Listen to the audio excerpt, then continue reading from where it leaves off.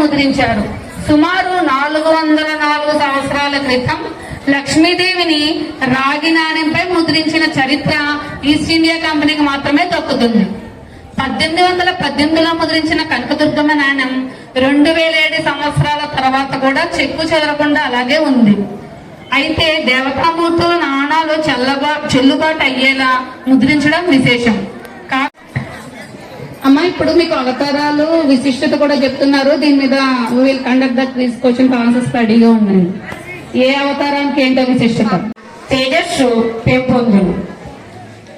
3వ రోజు అన్నపూర్ణాదేవి అవతారం వల్ల ధనధాన్యాలకు లోటు ఉండదు. అన్నపూర్ణాదేవి అవతారం.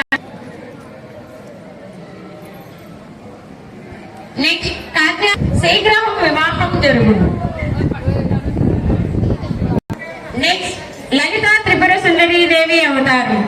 27, 28 షష్ఠి రోజు ఈ దేవిని పూజించడం వల్ల దేవి అవతారం. 29 సప్తమి రోజు దేవిని పూజించడం వల్ల విద్యాప్రాప్తి కలుగును. మహిషాసురమర్దిని అవతారం. రాజరాజేశ్వరి ఈ దేవిని పూజించడం వల్ల శక్తి సౌభాగ్యం కలుగును.